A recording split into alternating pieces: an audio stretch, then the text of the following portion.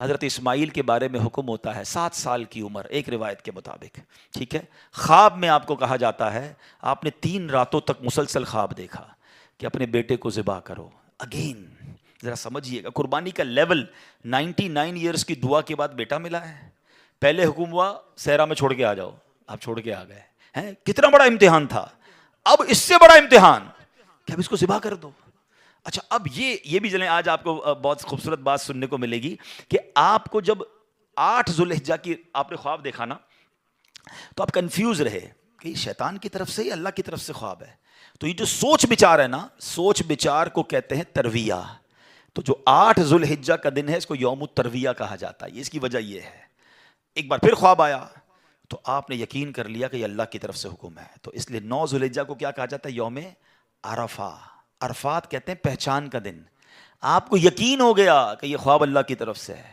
اور 10 ذوالحجہ کو آپ ذبح کرنے کو چلے تو یوم النحر کہا جاتا ہے، ذبح کا دن. یہ ایکچولی یوم ترویہ، یوم عرفہ اور یوم النحر یہ حضرت ابراہیم کی کیفیات تھیں. اچھا اب آپ نے کمال یہ کیا کہ جب آپ کو یقین ہو گیا نا، آپ نے اپنے بیٹے سے بھی پوچھ لیا کہ بیٹا مجھے اس طرح خواب آیا ہے، تم کیا کہتے ہو؟ 7 سال کا بیٹا ہے، ایک روایت کے مطابق ان کی 10 سال عمر ہے. اللہ اکبر. وہ بیٹا بھی کیسا ہے. جب آپ نے بیٹے سے پوچھا تو بیٹا کہتا ہے ابو جی یا بنیا انی ارا فی المنام. قرآن میں یہ الفاظ موجود ہیں، انی اذبحک فانظر ماذا ترى. اے میرے بیٹے میں نے خواب میں دیکھا کہ میں تجھے ذبح کر رہا ہوں، تیری کیا رائے ہے؟ ہائے ہائے. بیٹا کیا کہتا ہے؟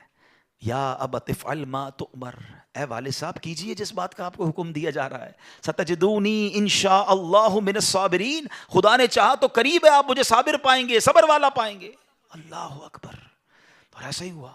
آپ اپنے بیٹے کو لے کے جا رہے ہیں، آپ نے اپنی بیوی ہاجرہ کو کہا اس کو تیار کر دو میں کہیں لے جا رہا ہوں، بتایا نہیں ماں کو. انہوں نے بڑا تیار کیا ان کو. آگے گئے تو اب شیطان اتنی بڑی قربانی کو کیسے ہضم کرتا. فوراً گیا بی بی ہاجرہ کے پاس. اے ہاجرہ پتہ ہے تمہارے شوہر کہاں جا رہے ہیں آپ کے بیٹے کو لے کر؟ کہاں جا رہے ہیں؟ کہا ذبح کرنے جا رہے ہیں. کہا نہیں وہ تو کسی سے ملانے لے جا رہے ہیں، تیار کر کے لے گئے. کہ نہیں وہ ذبح کرنے جا رہے ہیں. کہ باپ بھی بیٹے کو ذبح کرتا ہے؟ بی بی ہاجرہ کہتی ہیں. اب شیطان کہتا ہے کہ ہاں اس لیے کر رہے ہیں کہ اللہ کا حکم ہے. کہا اللہ کا حکم ہے؟ پھر ٹھیک ہے میں راضی ہوں. ہائے ہائے ہائے، رب کا حکم ہے نا. کیسی ماں تھی، کہتی پھر میں راضی ہوں. شیطان کا ادھر بس چلا نہیں، حضرت اسماعیل کے پاس پہنچ گئے. کہا اے بیٹے تمہیں پتا ہے تمہارے ابو کہاں لے جا رہے ہیں؟ کہا ابو کہیں لے جا رہے ہیں مجھے. کہا تمہیں ذبح کرنے لے جا رہے ہیں؟ کہا کوئی باپ بھی بیٹے کو ذبح کرتا ہے؟ کہا ہاں اللہ کا حکم ہے. کہا اللہ کا حکم ہے پھر میں بھی راضی ہوں. سبحان اللہ. اب جب حضرت اسماعیل نے حضرت ابراہیم کو پتہ کیا کہا کہ والد صاحب اب آپ ذبح کرنے لگے نا، 2-3 میری گزارشات ہیں، ذرا مجھے اچھے طریقے سے باندھ دیجیے گا. کہ ایسا نہ ہو کہ جب مجھے آپ ذبح کریں تو میں زیادہ تڑپوں تو میرے خون کے چھینٹے آپ کے کپڑوں پر گریں گے تو آپ کے کپڑے خراب ہو جائیں گے. چھری کو ذرا تیز کر لیجیے گا تاکہ مجھے تکلیف کم ہو. مجھے الٹا لٹا کے ذبح کیجیے گا تاکہ آپ میرا چہرہ نہیں دیکھ سکیں گے. اور ہاں یہ جو میرا کرتا ہے نا میری ماں کو دے دیجیے گا تاکہ اس کو بیچاری کو تسلی ہو جائے. کیا دنیا نے ایسی قربانی دیکھی ہے؟ اب سنو، حضرت ابراہیم نے بالکل ویسا ہی کیا. آپ کو باندھ بھی دیا، آپ کو لٹا بھی دیا اور آپ نے چھری چلا بھی دی. چھری کا کام کاٹنا ہے، اللہ چاہے تو چھری نے کام نہیں کرنا نا. آپ نے اپنا کام پورا کر دیا، وہ تو کر چکے جو کرنی بشر کی ہے.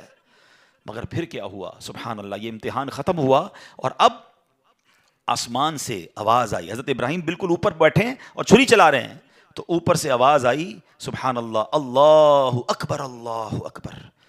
آپ نے جب سر اٹھایا تو دیکھا جبریل امین جنت سے مینڈھا دمبا لے کر آ رہے ہیں. تو آپ سمجھ گئے میرے امتحان کا وقت پورا ہو گیا ہے. بے شاختہ آپ کی زبان سے نکلا لا الہ الا اللہ واللہ اکبر. تو حضرت اسماعیل تو نیچے لیٹے ہوئے تھے، وہ بھی سمجھ گئے کہ لگتا ہے ہمارا امتحان پورا ہو گیا. وہ کہتے ہیں اللہ اکبر وللہ الحمد. یہ جو عید والے دن تسبیح پڑھتے ہیں نا، کیا یونیک تسبیح ہے، کیا یونیک تکبیر ہے. کن 3 شخصیتوں کی زبان سے نکلا ہے؟ پہلا پارٹ حضرت جبریل کی آواز میں، is the middle part of that تکبیر حضرت ابراہیم نے ادا کیا ہے، اور آخری حصہ ہے حضرت اسماعیل کی زبانی. ذرا سوچو تو صحیح کیسا منظر ہوگا. ذرا مل کے تکبیر پڑھیں اور اس منظر کو یاد کریں. اللہ اکبر اللہ اکبر لا الہ الا اللہ واللہ اکبر اللہ اللہ اکبر وللہ الحمد، اللہ اکبر اللہ اکبر، لا الہ الا اللہ واللہ اکبر اللہ اکبر وللہ الحمد۔ ہمارے بچے، ہماری فیملی قربانی کو ہم نے فیسٹیول بنا دیا ہے، گائے آ رہے ہیں، بکرے آ رہے ہیں، انجوائے ہو رہا ہے، گھوم آ رہے ہیں، پھر آ رہے ہیں، پھر باربیکیو پارٹیاں۔